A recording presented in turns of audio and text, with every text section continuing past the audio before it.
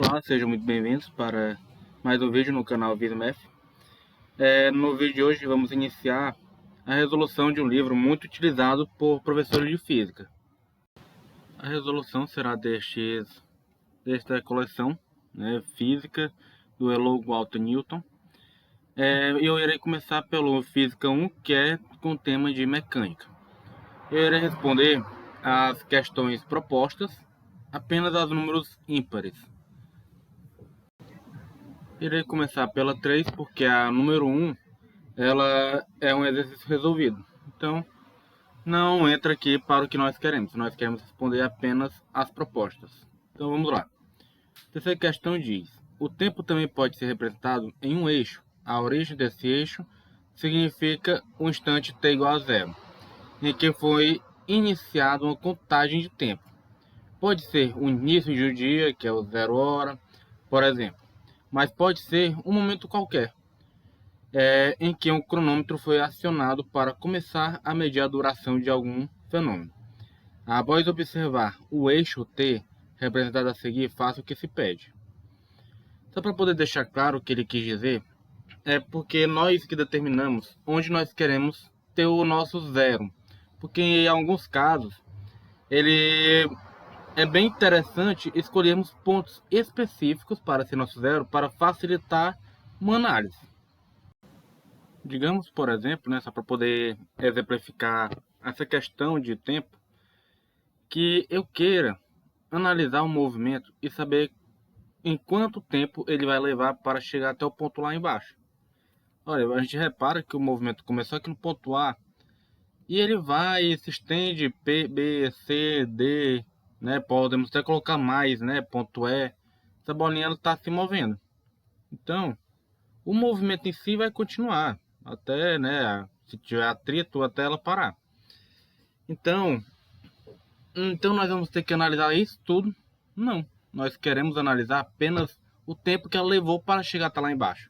Então a gente pode determinar o início do movimento, que é no ponto A, como t igual a zero, certo? Também representado como tempo inicial com a bolinha do lado. E a gente só quer analisar o movimento até o ponto C. Então a gente analisa, coloca o ponto C como o nosso tempo final, certo? Que é geralmente representado só pela letra T, ou em alguns casos pela letra T com F de final ao lado. Portanto, a gente tem que deixar de lado essa questão de tempo inicial e tempo final, de início e final de um movimento como um todo, e começar a analisar o tempo inicial do que eu quero analisar e o tempo final do que eu quero analisar, certo? O que vem antes ou vem depois não nos interessa, em alguns casos, tá bom? Vamos responder aqui a letra A. Determine o intervalo de tempo entre os instantes 10 minutos e 60 minutos. Olha, o intervalo de tempo, geometricamente falando, é a distância, certo? Nesse eixo, do início, que é 10 minutos, até os 60. Esse comprimento aqui, se a gente tivesse uma réguazinha para medir, seria de 50. Então, 50 minutos. Só que temos que tomar cuidado com algumas notações. Por quê? Porque quando pegarmos números que inicia lá numa parte do eixo que está negativa e vai até a parte positiva, temos que saber manipular bem. E nem sempre teremos um auxílio visual que nem nós tivemos agora. Então, como é que eu posso calcular sem um auxílio visual? Bora lá, a gente vai utilizar que ΔT é igual ao tempo final menos o tempo inicial. Ele finalizou este movimento aonde? Que eles pediram, essa análise? No 60. Ele iniciou aonde? No 10. Então, ΔT é igual a 50. 50 minutos. Letra B. O que significa um instante menos 20 minutos? Então, se vamos parar para pensar, aonde que está o menos 20 minutos? Bem aqui. Então, menos 20 minutos significa, se vamos pegar entender bem, a origem não é o ponto inicial que nós escolhemos para ser o nosso início, né? Nossa ponto de partida, pois é basicamente 20 minutos anteriores ao nosso ponto de partida, certo? Então, 20 minutos antes do início. Quando eu falo do início, eu me refiro do início temporal, certo? Não do início espacial. Então, por exemplo, se eu marcar para você, é para chegar na aula às 7 horas da manhã. Aí, esse é o meu ponto inicial para a minha aula. Só que você chegou às 6h40.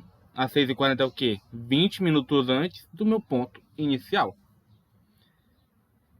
E a letra C determina o intervalo de tempo entre os instantes menos 20 e 30 minutos.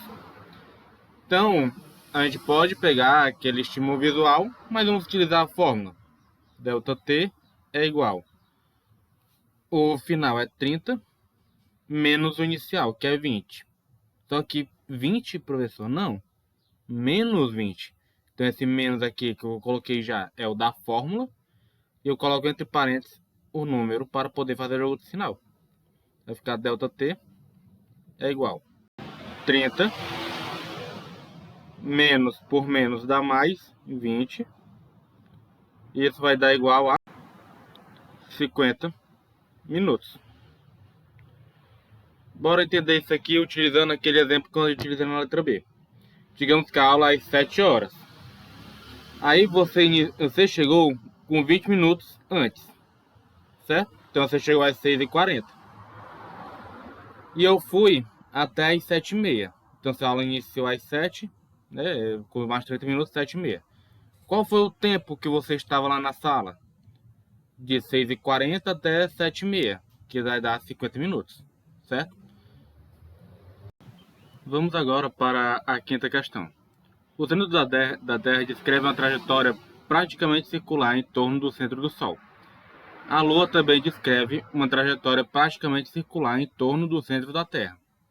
Apresente a evidência de que essas duas trajetórias não estão contidas no mesmo plano.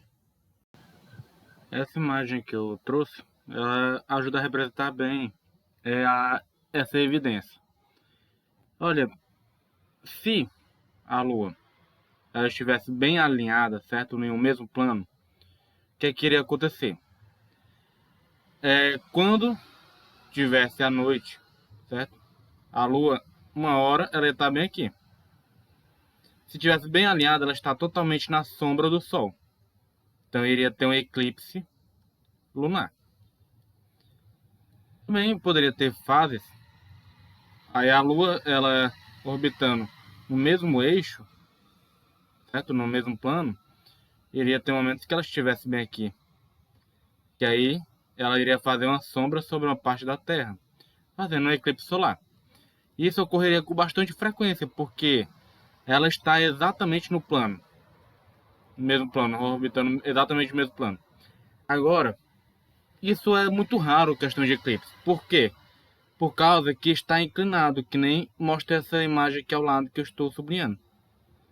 Certo? Para poder isso acontecer, um eclipse, tem que estar uma configuração bem rara de a Lua estar na sombra da Terra, ou até mesmo a Lua estar lá do outro lado, fazendo sombra sobre a Terra. Essa configuração se torna bem rara por conta dessa inclinação, certo? Vou tentar simplificar isso aqui. Imagine que você está observando essa árvore e uma criança correndo ao redor dela. Vez ou outra, né, como está tudo em um mesmo plano, certo? Você está em um mesmo plano que essa criança, está aqui a árvore, a criança. Não sou muito bom com o desenho, certo? E você, tudo estando em um mesmo plano, você vai ver com bastante frequência a criança sumindo porque está atrás da árvore, ou a criança omitindo a parte do tronco da árvore porque a criança está na frente da árvore, certo? Então é como se a criança fosse a Lua, a árvore a Terra e você o Sol. Então, a evidência que mostra que essas duas trajetórias não estão contidas no mesmo plano é a, a raridade dos eclipses, tanto solar quanto lunar. Vamos ficar por aqui, certo? Espero que tenham compreendido esse vídeo aqui inicial. Tentei deixar o mais didático possível. Aí, com o passar dos vídeos, eu irei aprofundando um pouco mais. Espero que esteja ficado bem claro os conceitos que eu tentei repassar. Muito obrigado pela atenção, fiquem com Deus e bons estudos.